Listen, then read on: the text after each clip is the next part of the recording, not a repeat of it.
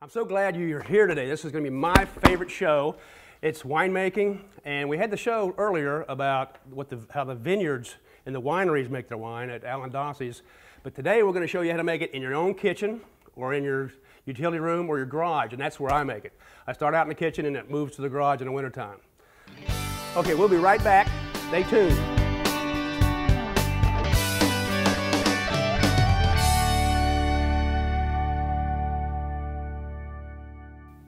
Homemade winemaking. If you do it by yourself, it's going to take you years to become proficient and make good wine. I know it took me years to make good wine, where people would say, hey, I'll have some more of that if you don't mind. This is the best way to start out. Get you some books. These are all wine recipe books. This is a how-to wine book. Probably costs $3 at the bookstore. You can go to the library and get free books. And then I have my own little recipe book, which nobody gets to see this, Tammy. This is private. This is secret. That's my recipe book. The other thing you can do if you're going to make homemade wine is save you a lot of time. And all the books make it sound like it's very, very complicated, and there's all these mysteries, and you got to be a scientist and all this stuff. That's a bunch of bull crap. Call me. If you know my telephone number, I'm not going to give it to you over the TV, but call a winemaker. Let him sit in with you the first couple times you make wine. He can give you all the shortcuts. He can make it easy. And your first try, I guarantee you'll be good. Okay, let's get started. How much equipment do you need? Well, you can have as much equipment as you want to. There's no stores in Western Kentucky that sell wine equipment. Party Mart used to. They went out of business.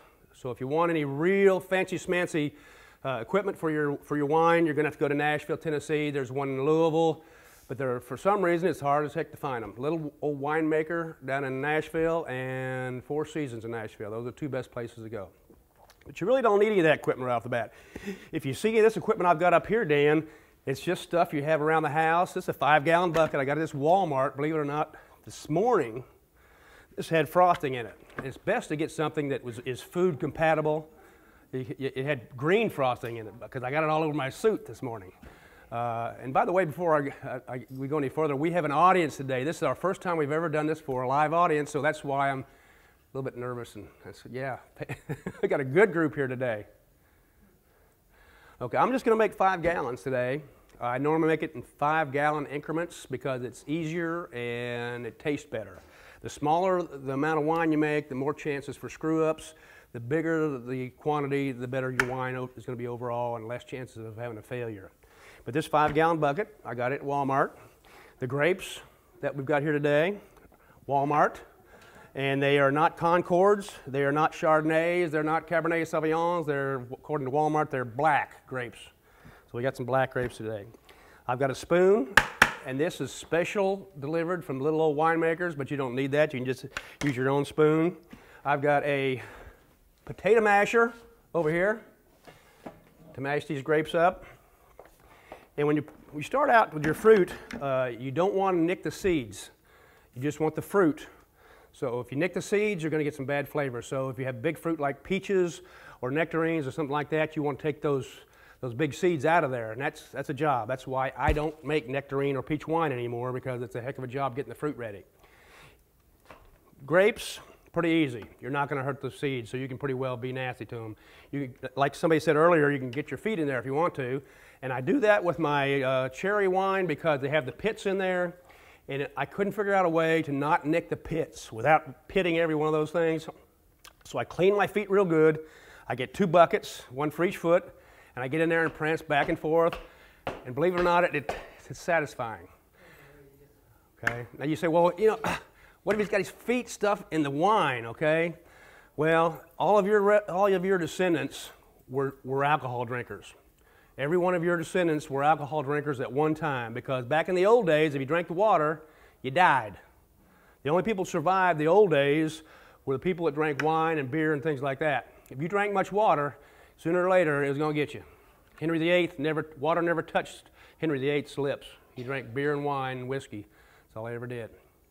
Okay, I digress. Okay, this is a potato masher, and I'm going to use this today on these, but what I do at home, and when I make the 5 gallons, I make it in a trash can like this, 5 gallons at a time. I use a big 4x4, big treated 4x4, and I sterilize the end of that and just pound them with that. Okay, it works really well. Okay, so most of you all have 4x4s in your garage, right? No? Okay. So you got a 5-gallon bucket. Get your fruit. That's not going to work. Let's put it up here. I'm going to break that cart.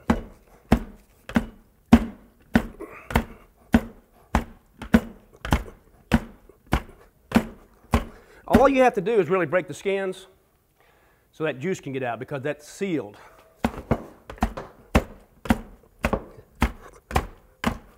Okay, that's going to take a minute. And I'm going to pass that on to Tammy. Tammy, here, take that over there and finish that up for me. And boy, she's my boss. That's about the only time I've ever got by with that, something like that. Tammy, here's some more.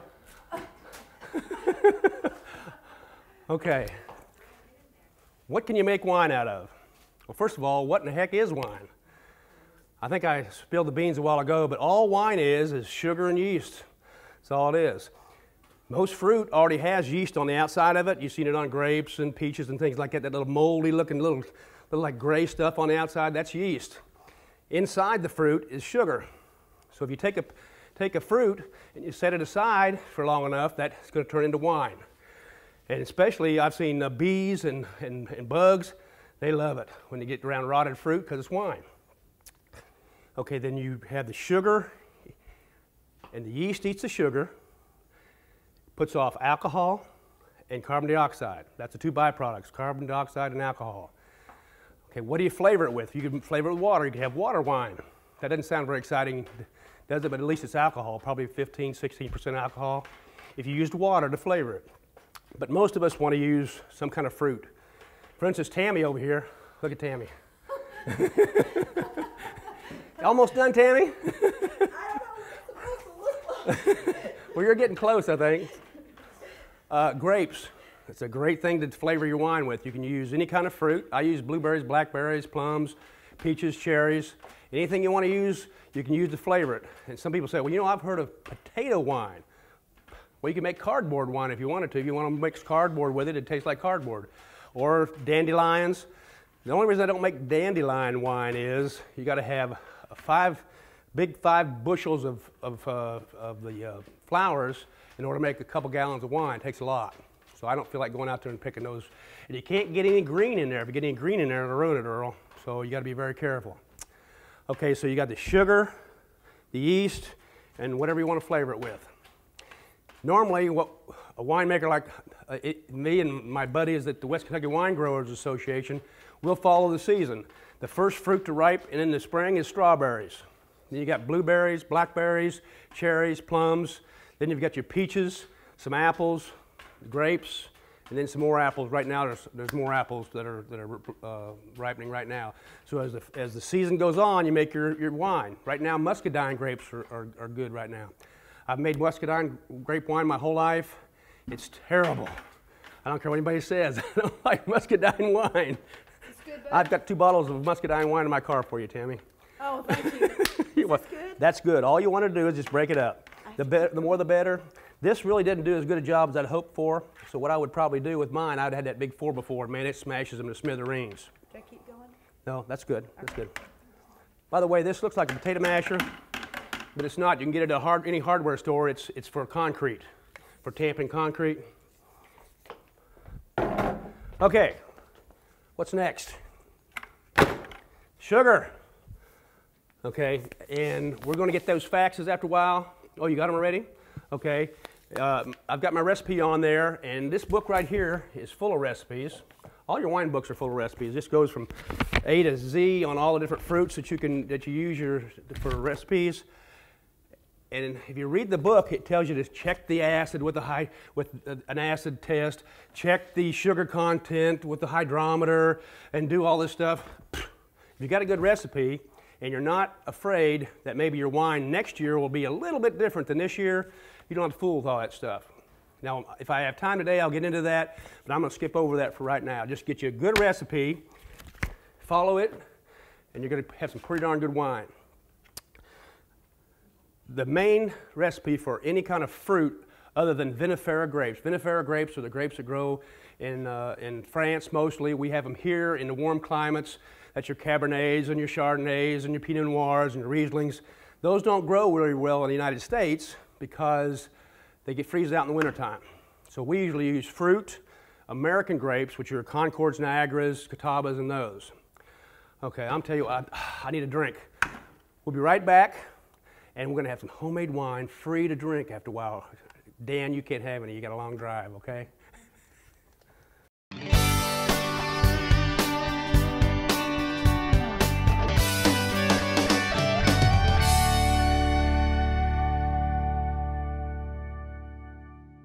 Okay, welcome back.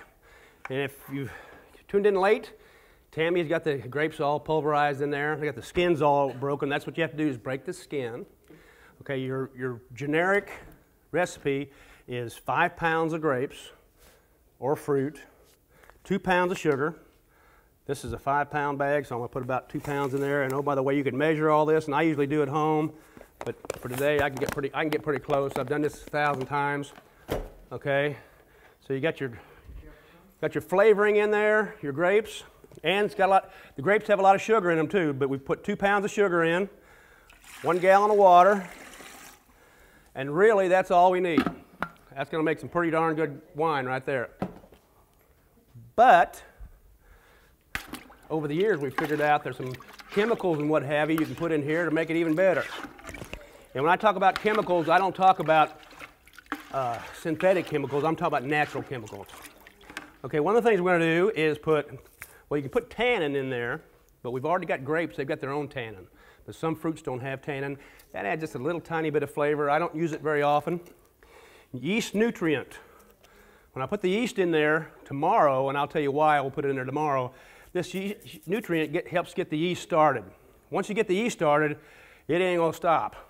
It's like a ball rolling down a hill. Once it gets started, you can't stop it. You can start it stop it from starting again with potassium sorbate, but once it starts, you can't stop it. But this will help get it started. A little yeast nutrient in there. That recipe will probably call for about 1 tablespoonful per gallon. Potassium sorbate, Camin tablets. Okay, pectic enzyme. Sometimes your fruit, and you don't have to worry about it too much with grapes, but some of your fruits will turn to jelly during this process. I have never had that happen, but I always use a little bit of this.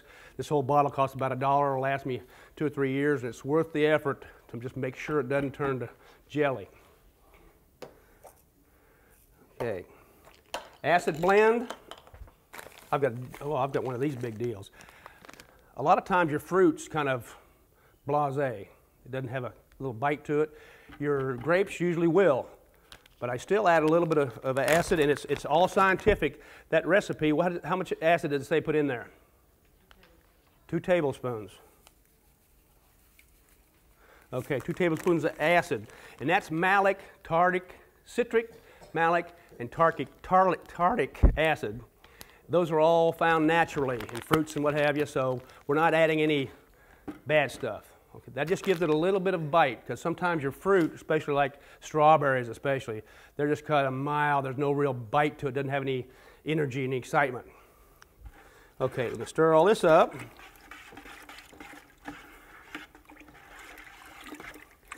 That's all we need. But there's one problem. We're relying on the yeast that's on those grapes. And oh, by the way, it could be completely different from grape to grape. It could be really bad. Some yeast on grapes are really bad, or any fruit. So what we're going to do is, in order to control this, we're going to kill that yeast. We're going to kill that yeast, and we do that with Camden tablets. What Camden tablets are, they look like aspirins, but don't eat them. It's salt, real high concentrated salt. And I'm going to put those in there. Usually I dissolve them, but with this small amount, I'm just going to put them in there. And that's going to kill all the yeast that's on the grapes. And now you say, boy, you really screwed up now, hadn't you? What are you going to do now? Okay, I'm going to wait 24 hours. Put this baby to bed for 24 hours. And I don't want anything getting in there, and I don't want any of these little gnats and fruit flies and those kind of things getting in there, because they carry a bacteria called the vinegar bacteria. It turns your wine to vinegar. So you don't want that to happen. I've got, oh, there it is right there in front of my face. Okay, I use this for my trash cans, my big 5 gallons and my gallons, or whatever I'm using. Cost about a penny, then around there. Back in the old days, and my stepfather, before he died, once he saw I was making wine, he had to make wine. Show me how he made wine, okay? Back when he was a kid, and he used a t-shirt. They put a piece of cloth or a t-shirt over top of it with a string. Didn't have rubber bands back then. Then they'd stick it behind the furnace for 6 months, go back there after 6 months, and there it was, ready to go. But the carbon dioxide could get out of there, the t-shirt, and it would never blow up. In this, after a couple days, and it needs about 70 degrees to really start the yeast working. Anything less than 70 degrees is really too cold for the yeast to get started. You may even have to go up to 80, 85, so you might have to put it in a hot room or take it out in the sunshine for a while. After a couple days, that'll start working, and this will blow up like a balloon, tighter than you know what. Okay, so when it does that, every day, every 24 hours, I pull it loose, and it'll get like a little crust on top. You'll see a big difference. And you'll stir that up, and it'll have thousands of bubbles. It'll look like champagne.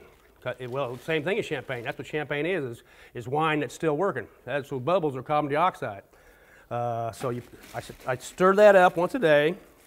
After about 4 or 5 days, it's ready to we call racking. We're going to rack it.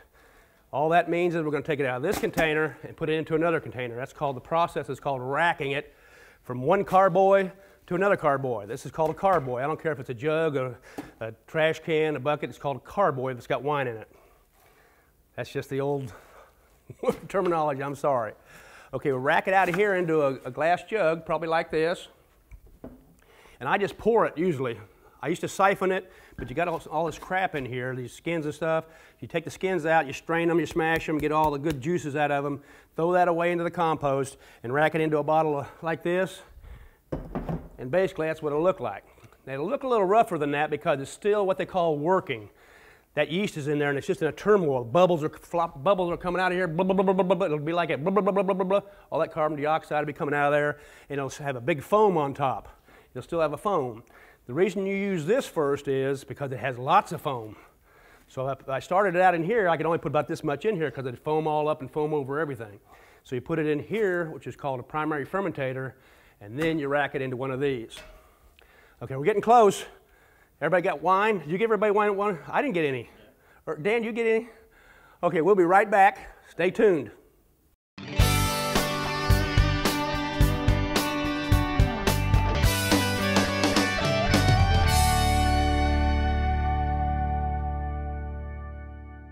Welcome back, and we're almost there, and the crowd's in a good mood. We just gave them some wine. Okay, after 24 hours, remember we killed the yeast on this thing. After 24 hours, take it back off, and we're going to put some really dedicated wine yeast. And this wine yeast pack costs 50 cents. And we had the question a while ago, how much is this going to cost?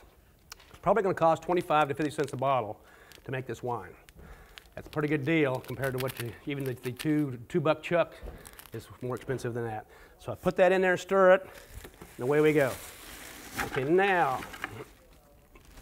we talked about racking a while ago. Crap.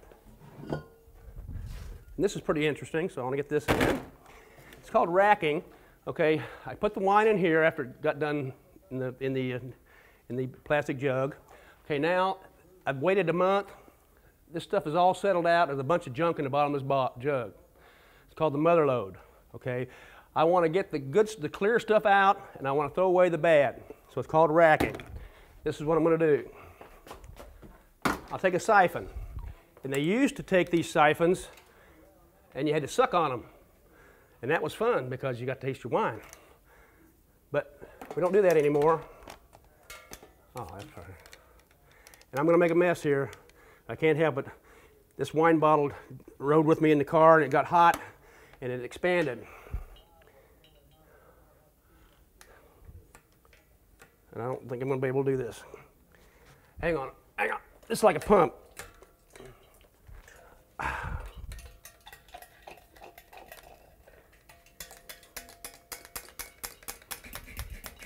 This is called racking. Okay, so this is going to suck all the top part out, and I'm not going to suck on it when it gets down here to the bottom. So when this all gets out of here, I'm going to take this jug and throw that in the compost bin, the junk that's in the bottom of that. I'm going to do that maybe 3 times in 6 months. It takes 6 months to make the wine, for everything to settle out of it, and for it to clear up, and for the yeast to quit working. You don't want to bottle it with the yeast working, remember, because it'll blow the bottle up. So there you go, it's good to go. I'll do this about 3 times. All right, what do you do when you're done with that? Well, you can put it in a big old jug like some of the stuff you saw earlier. You can put it in, you can rack it into one of these and store it. You can rack it into a bottle, a regular wine bottle like this, and you can buy these, or you can recycle them. And I recycle. The hardest part is cleaning the bottles. You gotta get them spotless and clean, and you gotta take the labels off. If you buy them, you don't have to take the labels off. If you want to bring me some of your bottles, do it. I'll take all the bottles you got, but you gotta take the label off first. Okay? Okay, we had a question a while ago about the alcohol content. And most stuff you buy in the store is like 10 to 12, 13%. That's where the wine tastes the best. Okay, you get up above 13 or 14, the wine doesn't taste quite so good. You can make it 18%, but the yeast will die at 18%. That's the most you can get. Okay, if you want to bottle it, that's all there is to is bottling it. Just siphon it into there like that. And then when you get done with that, you can cork it, or may have a screw top. Screw tops are the best. Someday they'll be all screw tops. A wine won't go bad with a screw top. A wine will go bad with a cork. Cork has a taste to it, and air and things can get in through the cork and can ruin a bottle that's 20 years old. It costs $1,000, and it can ruin it. You might pay $100 for a bottle of wine and get it home, and it's ruined. It's vinegar. Okay, there's your bottle of wine. Want to cork it? There's a bunch of ways you can cork it. You've got all these little gadgets here that squeeze the cork and push it down into it.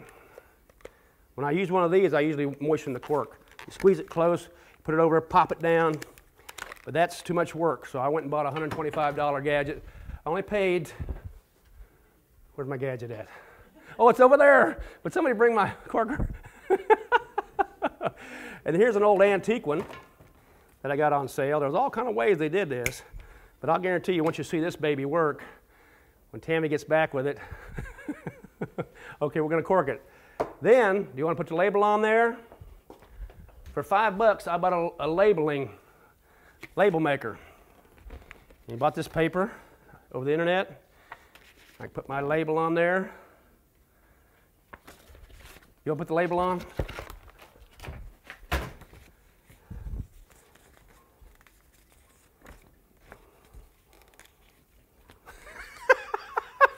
Forget it. Okay. You know what it looks like. Let's see, I've got one up here. Let's see. Chateau Qualk de la di da. Okay. See how easy this is, Dan. Look at this baby. Okay, ready?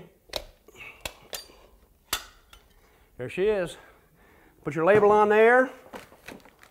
And then, yeah. I've got some shrink wrap somewhere, Tammy. Well, I'll be darned. It's gone. Got some shrink wrap somewhere that we put on top. You put it over here and you stick it in the hot water and it shrinks it on top, a little top deal. I don't know where they went.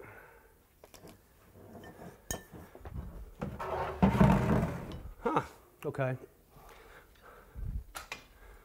Okay, well, there's a bunch of other things you can do. You can, like I said, with the hydrometer, if you want to make your wine the same every year, year after year, you can check the hydrometer and start out with the right amount of alcohol content, end with the right amount of alcohol content. I'm not really that picky.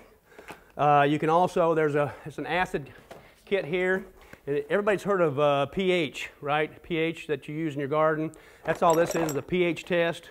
You add a little, you check it with the pH indicator in here, and you raise it to about 65% acid, or it's 0.65%. So it's perfect every time. I don't give a darn about that. Here they are. Here's the shrink wraps. You can buy these things at your little old winemaker. You stick that on there. Okay, then you have a pot of boiling water over here. You stick that down in the pot of boiling water. You didn't get that, did you, Dan? But then that shrinks this on there. It looks like a professional. Almost looks like one of these bottles over here. I'll pass that around. See how that shrink wrap on there? Okay. What else? What else we got? Oh, I belong to the West Kentucky Wine Growers Association. And we started a few years ago, and we put our arms around all the people in Western Kentucky that have either wineries, vineyards, or make homemade wine. And you'd be surprised how many people are out there. And we also have wine contests.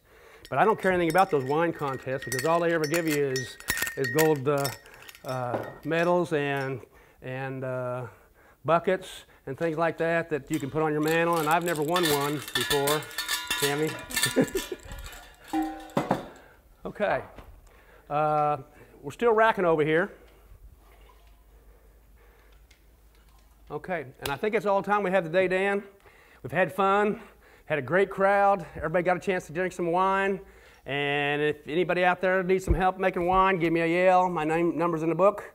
Good gardening from Bud Qualk, Master Gardening.